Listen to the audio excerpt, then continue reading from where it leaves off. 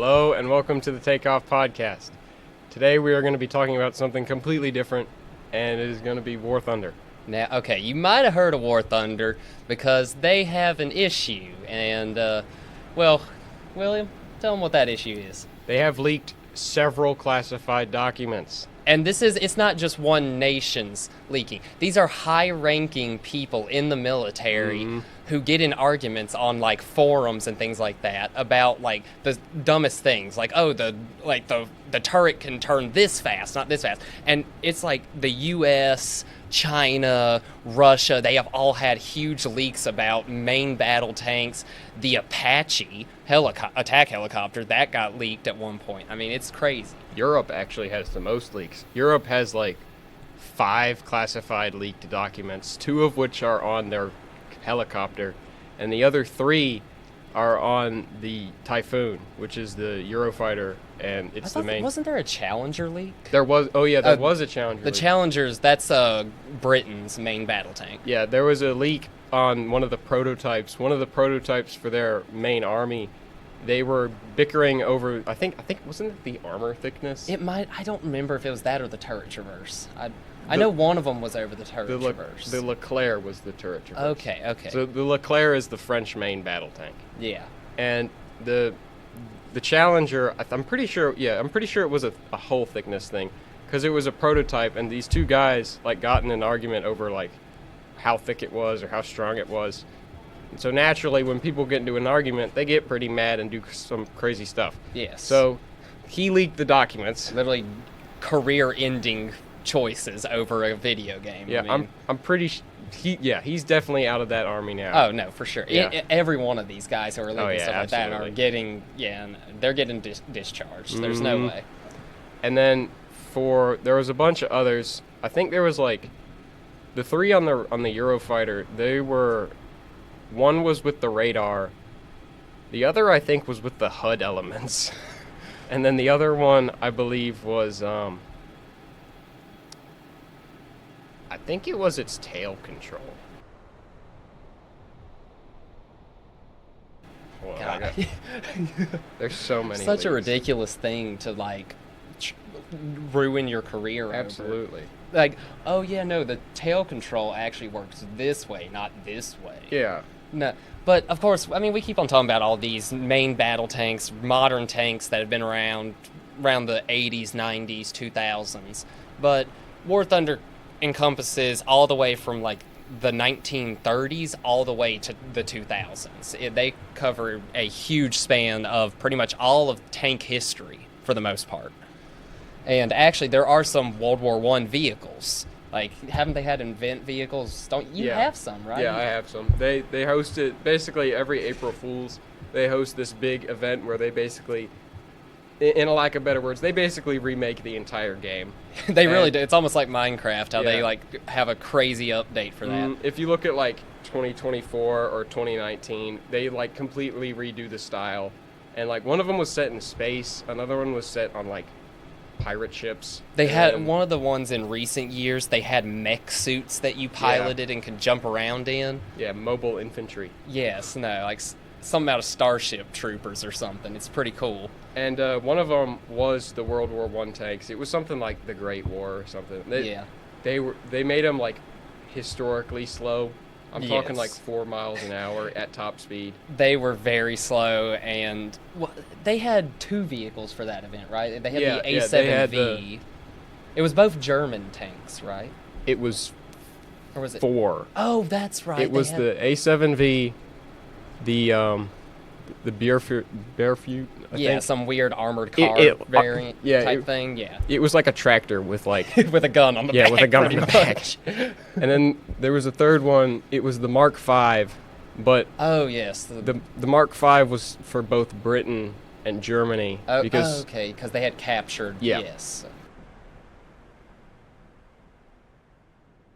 And then they had a blimp. I wish they kept the blimp. The blimp was funny. They had like the war giant Zeppelins. Yes. And then I don't know what they did. The same day they leaked. Well, I say leaked. They dropped a trailer for like actual infantry, which I know may not sound like a big deal, but for a vehicle game, that's basically cornered the market. That's a pretty big deal. Yes, and If- if you've ever played Gaijin Entertainment, which are the creators of War Thunder, they also have another game called Enlisted, and the infantry plays a lot like the infantry does in Enlisted. Yeah, very much so. I'd say that. I'm not sure. Enlisted and the infantry both are very similar. But the the- War Thunder infantry is less polished. Yeah, the War Thunder infantry is still in beta. Yeah. And Enlisted's been around for like 2 to 3 years, I think. The issue with Enlisted and both War Thunder are the like grinding. I know that doesn't sound bad, but they You're have pouring so many hours into just like one tank. They made it their entire business policy to do nothing but suck the money out of you through the grinding. I'm not kidding.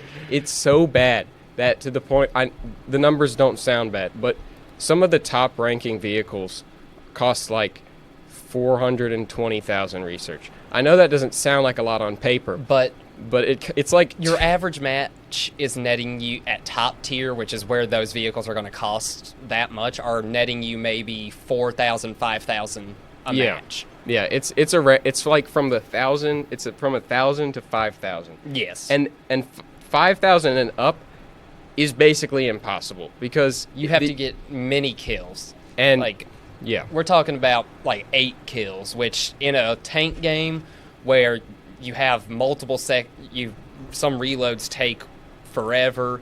If your gunner gets shot, then you have to wait for someone to replace him. If your loader gets shot, unless you have an auto loader, the rate of fire goes down like crazy. yeah, and you can break stuff like your breech, your cannon. You can break tracks and like the Engine. electronic control equipment, Transmission, horizontal and vertical drive for the gun, all that stuff. and it's supposed to be like sim arcadey, but it's at this point it's basically just sim, I guess. Yeah, But- and of course there's 3 different game modes you can play. There's arcade, which it's good for beginners learning the controls of the game. You pretty much just see like their name tags appear, and you have a little indicator actually telling you where your shell is going to go. You don't have to actually like worry about the bullet drop or anything like that. Yeah, don't play that game mode. It's not fun. It may seem fun, it's not. The main thing people do is usually play one of the other 2 game modes, which is realistic battles. It's basically the same thing, but the tanks and planes and whatnot, they move much slower. You can't. There's no name tags to identify anybody, and the only people you can identify are your teammates. You have to account for bullet drop. Yes, everything is slower. Yeah, you don't have a hit indicator where your shell's going to land. That's where like things such as rangefinders come into play. I mean, you can range find him. He's 600 meters away. Line it up on the notch of the sight and fire at him, and hopefully you hit him. Yeah, and then after that comes sim battles. Don't play that either. Sim battles? Okay. Oh, sim battles. I've never played it, but I've seen it. It's bad. You cannot see any name tags, not even teammates. You can friendly fire your teammates Yes. too. And the issue with that too is that in War Thunder, nations are all under like specific research trees, but there's Yes. also like sub-nations. So like Germany has like For example, like they might have a Hungarian tank. Yeah. Like the Tehran. that's Italy. But you're Oh, that's Italy? Yeah, I don't know, it's Really? weird. Yeah. I thought that was Hungary. No, Hungary's under Italy. Okay, really? Yeah. Oh, that's I don't know right. why they did that. Oh, yeah. Argentina. Argentina is one of them. Oh, they do. So Yes. Germany has Argentina under their tank line, and so you could be in like if you're on the enemy and you're in an Italian tank, you could somehow think that an Argentina tank is on your side. Yeah. But there's also captured tanks on There- those tech trees. Yes, there are. So there could be a German Sherman. So there could be a Sherman that's painted in the same paint but has a German like a German logo on it. Yeah. And you could misidentify it as a friendly. Yeah, and then it as soon as you turn your gun away, they shoot you. I mean, Exactly. and you're gone. And then there's also the Russian, the TV, which is a captured Panther. That's a German tank.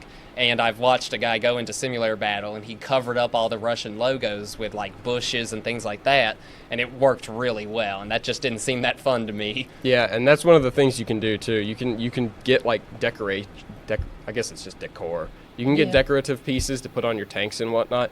And I know, again, that sounds like a good idea, but you can put like bushes and whatnot. And so you can make it to where, like in realistic or sim, you can blend in or cover stuff up. Yes, and it's very annoying when It's there's very a little annoying. rat tank or something hiding in a bush. Yeah. Bam, ambushes you. It's terrible. It's always the small tanks. It is. It really is. Some of the small tanks have some of the stupidest loadouts I have ever seen. I know. And The then- Fox. The Fox, God, that thing had... Okay, it's a tiny little British armored car that has a armor-piercing, discarding sabot round. And it can punch through pretty much the side armor of any tank it faces. Yeah, and the battle rating is the rating system. Yes. So it's how they do like skill-based match. There's no skill-based matchmaking, but Yes. it's battle rating based matchmaking. Yeah, like you could have, for example, the ASU 57. It is going up against tanks from the like 40s. Yeah. But it was actually created in the 60s. But it's such a tiny tank, and honestly, its gun wouldn't do as well at, say, a 6.0 BR, which is where you're going to find stuff from the 50s and 60s. It wouldn't do as well. Doesn't it sit at like 4.7? 4.7. Yeah. Yeah, and so that's one of the main issues, because you can have like stuff like, just for example, you can have like a King Tiger face up against a Leopard 1. And that sounds like a dumb matchmake, because it is, because you're facing A main battle tank. yeah, you're facing a main versus- battle tank from the Cold War versus a King Tiger from World War II. Which is like a super heavy tank made by Germany during World War II. Yeah. I mean, it's good that they're doing it, but it's also very flawed with some of the vehicles. Some of them Yeah. are sitting at either a too high of a battle rating, so they perform really poorly, or they're sitting at too low and they just overperform and dominate everything.